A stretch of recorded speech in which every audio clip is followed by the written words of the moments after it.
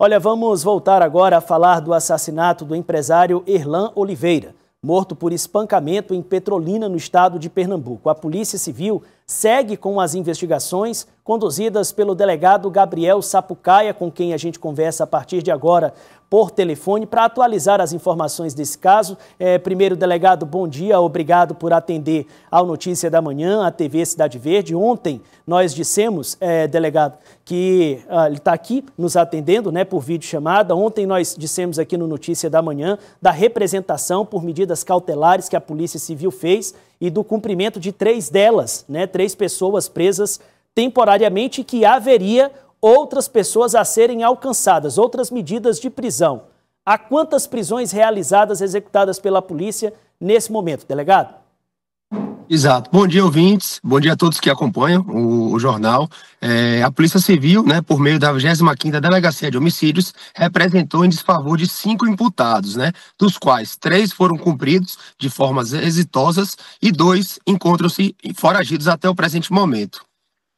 Delegado, em relação a esses 3, o que eles declaram? Eles confessam participação lá no ato? A polícia já tem clara a dinâmica do que aconteceu ali e a sua motivação?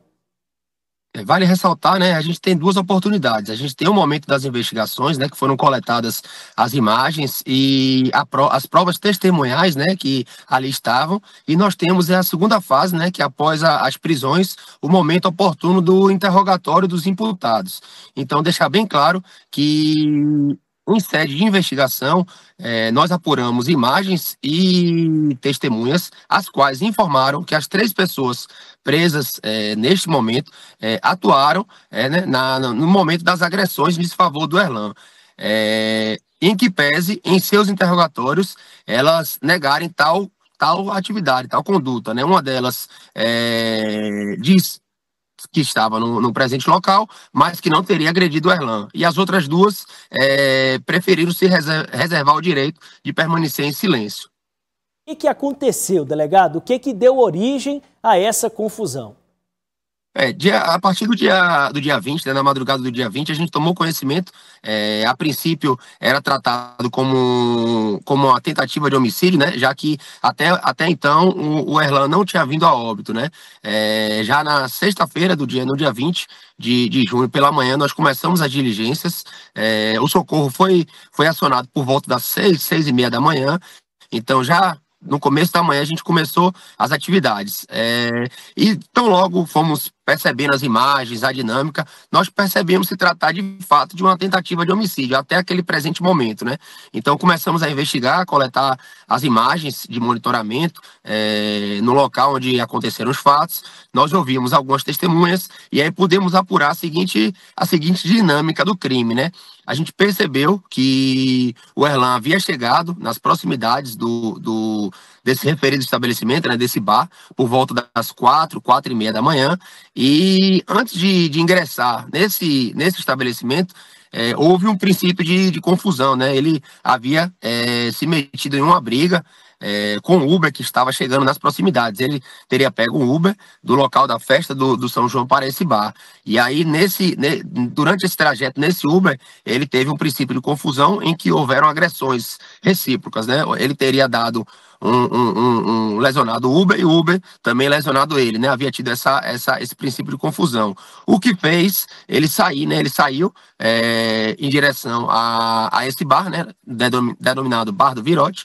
E nas imediações do Bar do Virote ainda teve um outro princípio de confusão, né, envolvendo a vítima.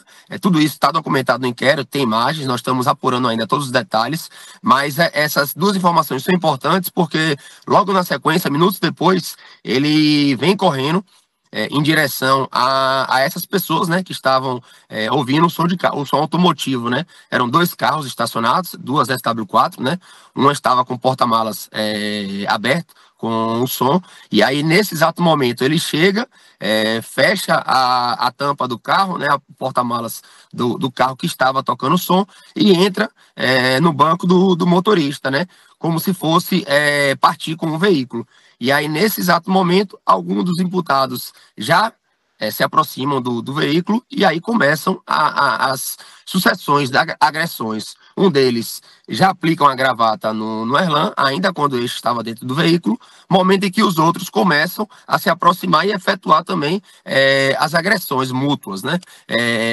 Um dá um murro, outro dá diversos socos, uma quarta pessoa que a gente ainda está tentando identificar também efetua socos contra o Erlan. E nesse momento, as mulheres, as duas imputadas, estão no entorno dessa confusão e pelas provas testemunhais, elas também desferiram golpes em desfavor de Erlan. Momento em que já nas proximidades do carro, ele já está saindo do carro, sendo puxado, chutado, tomando murro dessas pessoas, ele acaba caindo ao chão, né, ao solo, e essas pessoas continuam desferindo golpes, né, em desfavor do Erlan. Então, apuramos tudo isso no inquérito, tanto pelas imagens, como por essas provas testemunhais, né, que corroboram toda essa dinâmica do crime. Só confirmar, delegado, em se tratando de homicídio, prisão temporária por 30 dias, podendo ser renovada por igual período. As outras duas pessoas foragidas, já há alguma manifestação no sentido de que elas se apresentem? Não, a gente são 5 imputados representados, né? Mas a gente tem pelo menos a participação de 6 pessoas. Tem uma pessoa que está sendo identificada ainda pela polícia. Essa semana ainda nós vamos finalizar essa identificação. Pretendemos representar pela prisão desse 6º elemento. E as 2 pessoas que encontram-se atualmente foragidas ainda não entraram em contato. A intenção da polícia é que nos próximos dias a gente consiga efetuar essas 2 prisões.